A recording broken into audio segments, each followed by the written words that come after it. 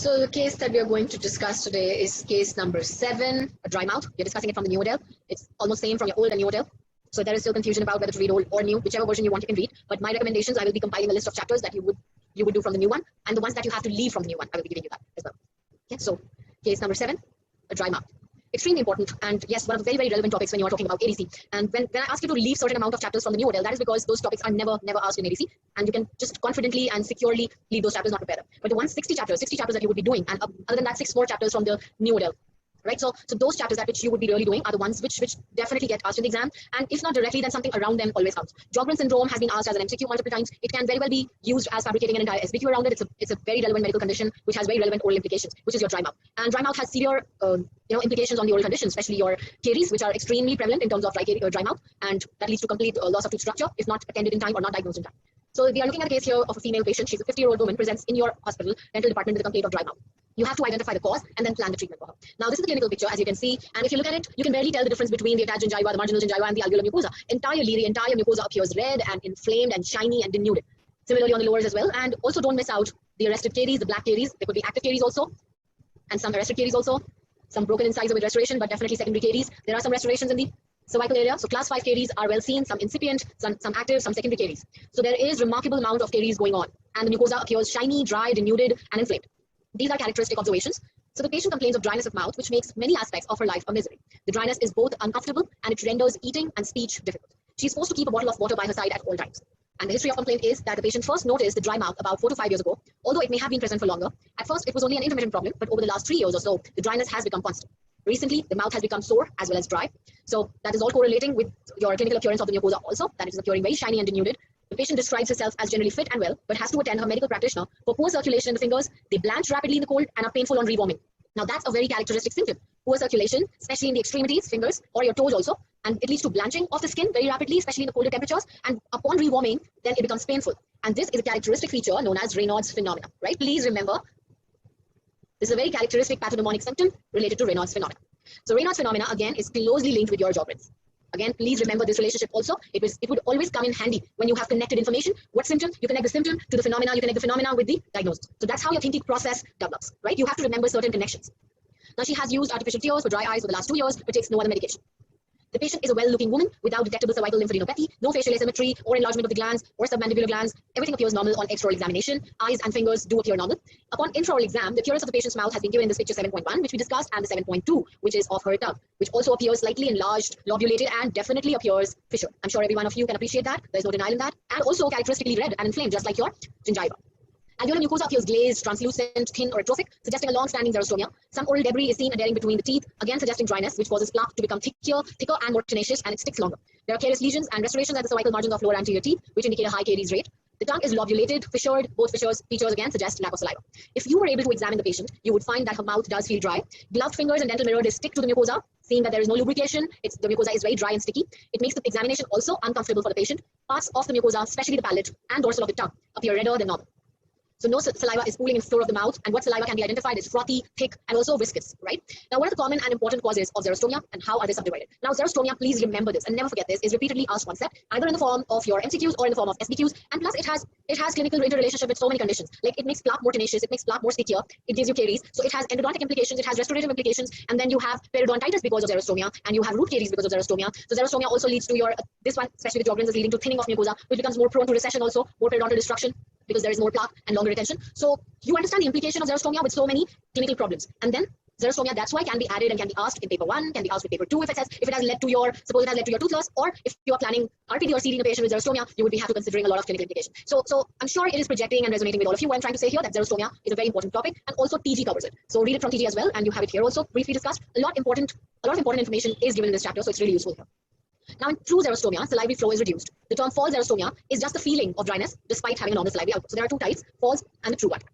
So false type etiological agency is mouth breathing, because the patient keeps the mouth open, it dries up mucosa. Then mucosal diseases like your lichen planus, etc., which makes the mucosa dry, so it appears drier, or the mouth gives the feeling of being dry, but actually there's no salivary cause behind that. Then psychological symptom, the very important and the majority of your false xerostomia, they are originating from the psychiatric conditions. Okay? And the true one, definitely the most common is the drugs. We have also done that in question forms, right? I've been talking about it. There are many questions about it. We'll be discussing also. We have discussed also. And then dehydration, Sjogren's syndrome. Sjogren's is a medical condition which has led to xerostomia. It's an oral implication. Then radiation of the oral cavity, neurological causes, and developmental anomalies, right? All these can lead to true deficiency of saliva secretion. Now, on the basis of the history and exam, which cause is the most likely and why? Now, Sjogren's syndrome is the most likely cause. It is the commonest single medical disorder which leads to xerostomia. Now, in the exam, if you get a question, which is the commonest cause, which is medical in origin, which is a medical condition, the commonest medical condition linked with xerostomia, that is your Sjogren's. But if they say what is the commonest cause of true xerostomia, then drugs are the commonest cause. You understand the difference between the two that I'm talking about? What is the commonest medical condition leading to dryness of the mouth, and what is the commonest reason overall? Okay. So Sjogren's is a triad basically. It's linked with dry eyes and dry mouth, and especially if it's secondary form, it also is linked with your joints, autoimmune or connective tissue disorder, so arthritis. So it causes dry eyes and predominantly affects female patients of middle age. Sjogren's syndrome is sometimes defined by the presence of dry eyes and dry mouth with or without a connective tissue disorder. If it's without connective tissue disorder, it would be your primary Sjogren's. If it's with connective tissue disorder, it would be secondary. So the patient meets the criteria and they are rather imprecise, and further investigation still would be required to confirm the diagnosis. Now, which causes have you excluded and why? So drugs being the commonest cause of true xerostomia, but she's not taking any particular drug, which is indicating towards that. Then comes your dehydration. It's a common cause in older people who may have a habitual low fluid intake, especially when institutionalized. It also accompanies cardiac or renal failure or use of diuretic drugs. They also lead to dehydrate the patient because they lead to secretions or excessive urine formation and removal of excessive fluids from the body, ultimately leading to dehydration. So there are also no factors in this particular case. Then comes your false or subjective xerostomia, which is also very common. Those who sleep with open mouth will have xerostomia on waking, compounded by a normal reduction in salivary secretion at night. Diseases which cause oral mucosal roughness, such as lichen planus, candidiasis, may cause a sensation of dryness, but no such condition is present in this case also. False or subjective xerostomia can be a feature, sometimes even a central one in psychiatric disorders. So all these three most important reasons, which is your mouth breathing, and then your oral mucosal conditions, and your psychiatric disorders, they are characteristically significantly linked with the false or pseudoxerostomia. Now, however, this patient's mouth is generally dry, so it's not pseudo or false. The mucosa is not lubricated, there is no saliva pooling in the mouth. History of prolonged and unremitting dryness over a period of years almost always is linked with your genuine salivary disorder. And the appearance of the mucosa and the high caries rate indicate true xerostomia. So neurological and developmental causes like the glands did not develop or the ducts did not develop. It's rare, but it's also a possible cause of true xerostomia. There's no history of irradiation of head and neck, so that has also been ruled out easily. So all the ruled out etiological causes have been justified. So what is Sjogren's syndrome and how may the condition be subclassified? Sjogren's syndrome is an autoimmune disorder in which exocrine glands are destroyed, causing salivary hypofunction. In primary Sjogren's syndrome, salivary and lacrimal glands are those which are most affected. Although there are often non-specific systemic signs of autoimmune disease like Raynaud's phenomena, which this patient also has, and sometimes there is salivary gland swelling as well. Other exocrine glands and organs also affected. In secondary Sjogren's, there is accompanying connective tissue disorder, which will give you rheumatoid arthritis, systemic lupus, primary biliary cirrhosis, or mixed connective tissue disease. Other exocrine glands may be less severely affected in secondary form, and the mouth is usually less dry. However, the degree of salivary hypofunction can be quite variable in Sjogren's. But to derive a meaning out of it, it means that the primary Sjogren's has more pronounced dry mouth. It may vary also, but this is your takeaway point, right? Whenever there is a secondary involvement, then the dryness of mouth is usually less. So that means in secondary form, it is less, and the primary form would have more pronounced dryness. So what would be the investigations? And that, again, is a very, very popular, very favorite ADC question here. That, what is the first diagnostic investigation that you would perform? So the first and foremost comes is the salivary flow rate. Whenever the patient complains of dry mouth, because first the flow rate is going to tell you two things. One, it is going to tell you that whether it's your true dry mouth, true xerostomia, or the false one. Because the flow rate, if it comes in normal, then the patient is complaining of a false xerostomia, a pseudo xerostomia. But if it generally comes below the average values, then it would be a true one. So you can already shortlist your causes, right? But just with the flow of rate, you know that whether you fall in the upper category here or the lower category, first of all. And if at all, if it generally is a true one and you do get reduced levels, then it also tells you how severe the disease is, like how reduced it is beyond your average values. So this is done by asking the patient to tilt the head forward to allow all the saliva to flow into a graduated specimen for 10 minutes. Although this patient is strongly suspected to have true xerostomia, it would still be a useful test because it provides a baseline reading, which also tells you the disease severity. So not just it tells you about true and false, where it's absolutely and obviously true xerostomia like in this patient, still it tells you the disease severity. So in all the cases of dry mouth, salivary flow rate becomes your first test. And the average values are unstimulated is 0.3 to 0.4 per milliliters per minute. And your stimulated one is 1 to 2 ml per minute, right? And this patient has less than 0.1 milliliters per minute. That is way below your average. And they say when you have 0.2 ml or less, that is your xerostomia. So anything below 0.3, that is 0.2, 0.1, 0.25, 0.15, any value underneath 0.3 is your xerostomia. And this 1.1 means it is a serial sign, right? So what salivary flow or objective rate would you consider to indicate xerostomia? So the rate is 0.2 milliliters per ml. Anything less than this or this is your xerostomia. And 0.3 to 0.4 becomes your average unstimulated, and 1 to 2 is your average stimulated. Now, what further examinations or investigations are required, and why is each performed? Although a number of investigations will be required to confirm the diagnosis, the immediate problem is one of the soreness. She also has soreness, and not just dry mouth, she does have inflammation and soreness. A dry mouth is not usually sore unless there is a superimposed opportunistic candida infection. And simply a smear sample or a saliva sample, right, or just therapeutic use of antifungal drug is simple enough required to exclude this possibility. The diagnosis of Sjogren's syndrome is straightforward when the clinical presentation is florid and may then be based on history and the results of physical examination alone. Like if you had secondary one, you would have joint involvement, and then you would have maybe lupus, and you may have liver involvement, then you may have lung involvement. All those florid means varied, like various organs involved. So florid involvement means more dispersed form of it, more severe form of it. So in florid representation, it's pretty straightforward, but when you have only dry mouth and simply Raynaud's phenomena, because Raynaud's phenomena can exist even without Sjogren's. So a lot of people can have Raynaud's phenomena, but they may not have Sjogren's. But Sjogren's is also commonly linked with Raynaud's. Okay? However, numerous investigations would be required where Sjogren's is suspected, but there are only few early signs, right? And many investigations are possible, but only the minimum required to make the diagnosis needs to be performed. You don't have to perform all of the tests on the patient, and the selection is usually necessary because every test will be negative in a small proportion of patients. None is completely specific. Although ADC is not going to ask you all of these tests, but ones which are really important to you are the salivary flow and the Candida test, because that is linked with so many oral conditions. Whenever there is light immune deficiency, the Candida comes. Whenever there is a prolonged antibiotic therapy, the Candida comes. Whenever there is a poor denture hygiene, the Candida comes. There is early HIV, the Candida is there. The Sjogren's, it's there, right? So, or it's long-term steroid therapy, it's there. So Candida is also a very important oral condition. ADC's favorite. TG also talks about it a lot. And that's why culture for Candida count is an important test for you. Then a stimulated salivary flow. Then blood test is not very relevant, but you should know a little bit about that. What kind of antibodies would be seen associated with your Sjogren's, right? Then urine testing or ultrasound of salivary glands, other imaging, they are not so relevant. Biopsy or histology of the salivary glands we'll discuss about in a while, which is just going to prepare you to look at a histological slide and know what's happening there, right? ADC is not going to give you a salivary gland biopsy, but just by looking at more histological slides through Odell, you prepare yourself and you get a smarter and confident approach to histology. Then eye tests are not required for ADC. So antibodies which you must know, which are linked with Sjogren's, are your SSA and SSB autoantibodies, which are your anti-salivary gland antibodies, right? So all these investigations were done for this patient, and it was found that the salivary culture of Candida gave excessively high colony-forming units of Candida, so candidiasis is positive.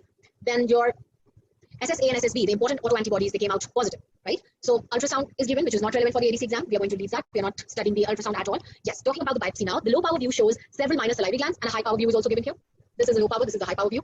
You have taken about 6 to 8 glands, small glands, for reliable histological observation and making a diagnosis. And at the low magnification, these are the glands, accumulation of the duct cells, glandular cells, and the dense blue infiltration of these glands indicates that they are inflammatory cells, although they are not characteristically occurring in low power. But if you look at the high power now, this is a gland, and you have those gland cells, right?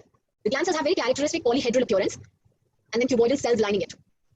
These are your characteristic gland cells. Can you appreciate that here? These are your gland cells, and they're pure normal. These are also known as your assigner cells, right? These are the basic third-year oral pathology that we have read and the basic histology that we read. The polyhedral and cuboidal cells, they are characteristic of your duct cells or your gland cells. Now, in the center, you see there is disintegration, and it has been infiltrated with your lymphocytes. So now this densely staining blue cell with a darkly staining blue nuclei is a characteristic lymphocyte. These are your blood vessels. So dense infiltration of lymphocytes indicates it's an inflammatory condition, autoimmune condition, and that's your Sjogren's. So the high power view shows one gland lobule. Centrally, there are 3 small ducts surrounded by dense lymphocytic infiltrate. It is sharply defined, and within the lymphocytic focus, there is complete loss of assigner cells. Around the lymphocytes, there is normal uninflamed mucous salivary gland. So you have normal glandular structure, and in central zone where there were all lymphocytes infiltrated, all the assigner cells have been damaged, completely lost, and that's where the lymphocytes have now infiltrated. So how do you interpret these histological appearances? So focal lymphocytic sialadenitis centered on the ducts, and it is concentric. So it is focal, it is lymphocytic, and it is inflammation of salivary glands. So focal lymphocytic sialadenitis, which is seen around the ducts of the gland in a concentric zone and surrounded by a glandular atrophy, is your characteristic of Sjogren's syndrome. Does that help you in simplifying the histological appearance of Sjogren's? Although nobody's asking you, but see how simplified it appears, right? It's not complex, it is simple, it is understandable for most of you, I assume.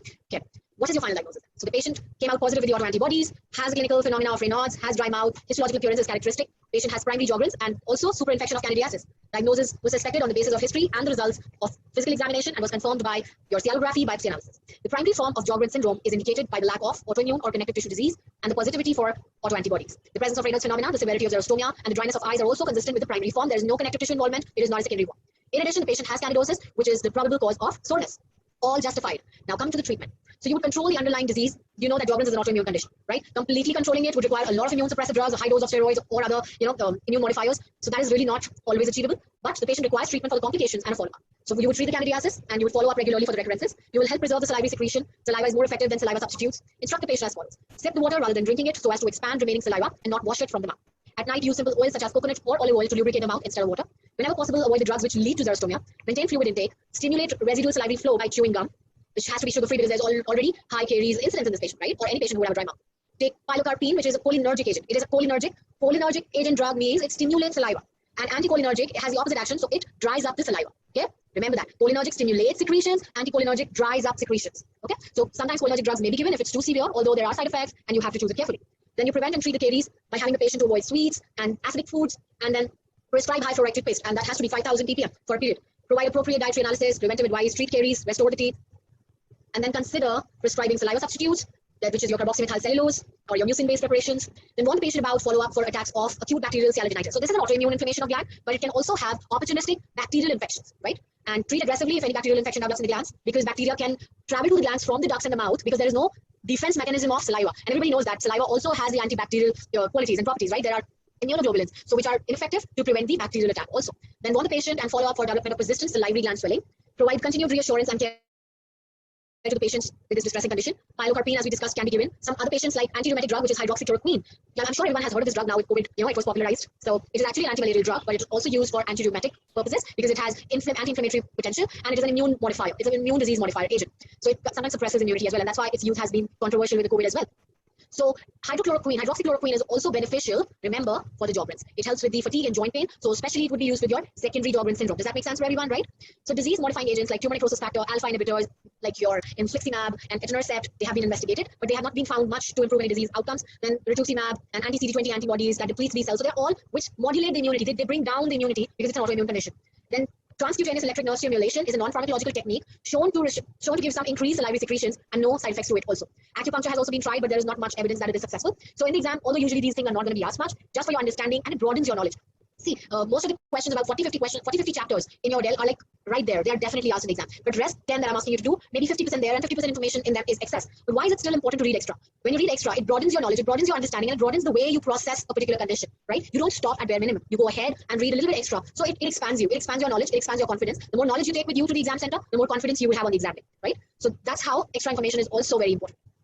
So what is the significance of development of salivary gland swelling? This is usually the first sign of lymphoma development. 10% or more of the patients with primary Sjogren's syndrome eventually will develop lymphoma, and in some cases, gland swelling would be the presenting sign. The lymphoma would be low-grade B cell, and sometimes it can also have a high-grade lymphoma. Resistant gland swelling would be an indication for a biopsy. Less common complications is involvement of lungs, liver, it can give you cirrhosis, pneumonia or bronchitis, kidney involvement, and sometimes even nerves involvement and peripheral neuropathy. So lung, kidneys, liver, and also the nervous system. All major organs can get affected. And it causes you numbness, tingling, burning in hand and feet if the neuropathy sets in. So that's how Sjogren's can also go on and have severe implications. There are questions around it. There are MCQs around it. Options can be around it. You need to know this little information as well. So this chapter is important in terms of the testings, in terms of the dry mouth, the caries implication that it has, the management that is required.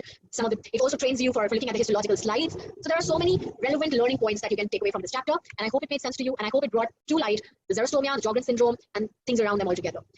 All right. So that would be the case discussion for today. Thank you.